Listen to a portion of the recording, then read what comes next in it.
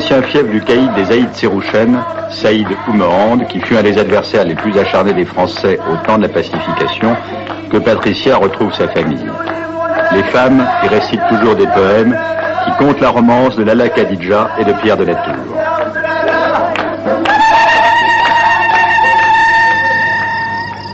Il n'a plus jamais parlé d'elle, ni à Georges, l'enfant qui est né d'eux, ni à ceux des officiers français qui se souvenaient, tant d'années plus tard, de l'arrivée de Lala Khadidja au poste de Tabouda, en pleine guerre du Rif. Mais ceux-là aussi sont morts maintenant, qui s'en souvenaient jadis, et qui mystérieusement se sont tus, comme s'il n'y avait pas eu de mots pour dire le cours de cette histoire impossible. Là, c'est le tombeau de notre ancêtre commun, Sidi Ahmed Ben Ali. Tout ce que tu vois là, c'est des tas de noms, de prénoms. C'est l'arbre généalogique de la tribu des Etsarouchen. Donc, c'est notre arbre toutes les deux. Et je me situe où par rapport à cet arbre généalogique? Si tu te situes, c'est-à-dire que c'est ton 9e arrière-grand-père, tout simplement. Pour le goumier de base, la réalité était moins romanesque. Le goum, pour lui, c'était avant tout un emploi. En échange d'une prime d'engagement symbolique, on lui offrait une protection contre les exactions des féodaux locaux et la possibilité parfois de se constituer un pécule ou d'accéder à un emploi dit réservé. Le goumier marocain était un volontaire. À 99%, c'était un berbère de la montagne. Et il se recrutait, peut-on dire, par cooptation, en ce sens que lorsque vous aviez un goumier qui était originaire d'Indouar, de la montagne, il venait en permission chez lui. Le commandant du Goum lui avait dit qu'il y avait 1, 2, 3, 4, 5 places de libres ou qui seraient libres prochainement. Et il l'amenait en général un candidat. Les Goum étaient la police qu'avaient les affaires indigènes. Les affaires indigènes, c'était ceux qui prélevaient le tertib, c'est-à-dire les impôts. Et faisaient le contrôle de tous les villages, de tous les biens dans le bled. Le Goum était la protection, était la police. Ces goumiers-là, ce n'est pas des militaires, c'est des supplétifs. Et ces militaires-là vivent d'eux-mêmes. On leur octroie une paye, ils doivent survenir à leurs besoins. Ils se débrouillent, quoi. En un mot, ils se débrouillent. C'est eux qui font leur popote, etc. Bon, moi, je suis arrivé ici, dans ces Goums, avec l'impression que ces unités étaient des bandes de guerrières, en quelque sorte, qui n'avaient pour toute règle que le combat. Parce que, hormis le combat, les goumiers vivaient en famille, dans ce qu'on appelle des borges, c'est-à-dire des casernements sommaires. Ils vivaient tout à fait en famille. Ils faisaient un exercice sommaire chaque jour, des manœuvres de temps en temps, et en fait, ils n'étaient pas assujettis à la rigueur de la discipline militaire en caserne, qui est odieuse en quelque sorte, et qui aurait été totalement pour eux. Mais c'est là peut-être qu'il faut parler de la constitution de ces goums de guerre.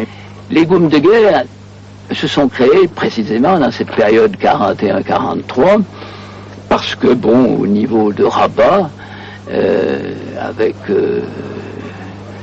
les accords qu'on peut supposer au niveau du Marzen, il avait été décidé de lever des troupes qui, elles, étant tout à fait chérifiennes, puisque les Goums sont des troupes Marzen, a été décidé de préparer, en quelque sorte, un certain nombre de ces montagnards qui ont montré les preuves de leur courage, donné les preuves de leur courage, de leur endurance, de leur ténacité, de leur capacité pour le combat de montagne.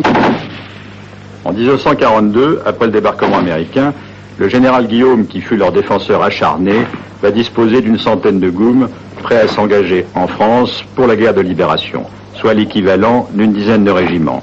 Organisés en 4 groupes de tabord, les Goumiers vont se couvrir de gloire de Tunis à Belfort.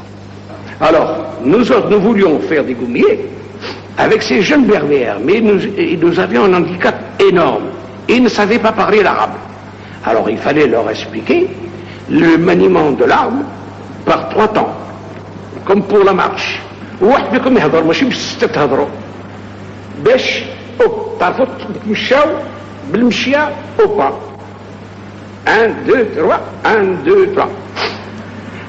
Et voilà les mots à Itulia.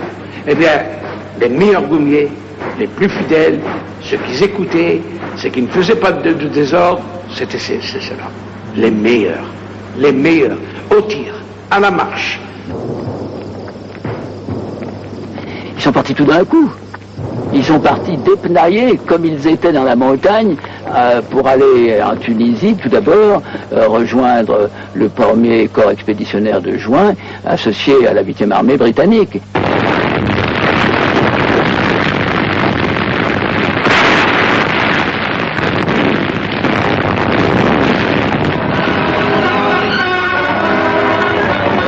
Près de l'oued Kébing, les tabors marocains participent à l'action et se lancent à l'assaut des hauteurs.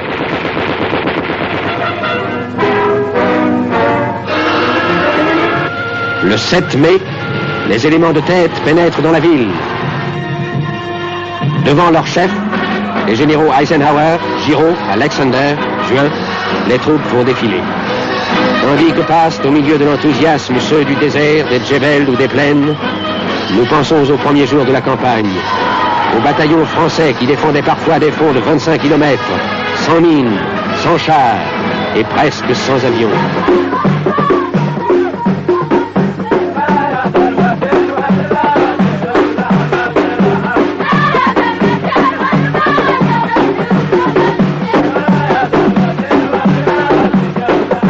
Bardées et parées comme des geishas, dont elles ont le statut en société berbère, les danseuses chirates chantent la geste des anciens goumiers réunis pour l'occasion autour de leur lieutenant André Fougerolles.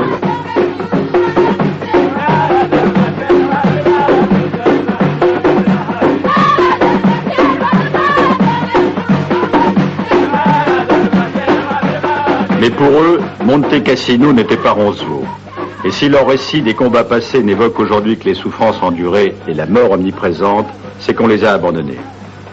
J'ai réuni un certain nombre de goumiers, les rescapés des baroudes de France, qui se trouvent dans cette montagne de Haut-Atlas central, et nous allons avec eux parler un petit peu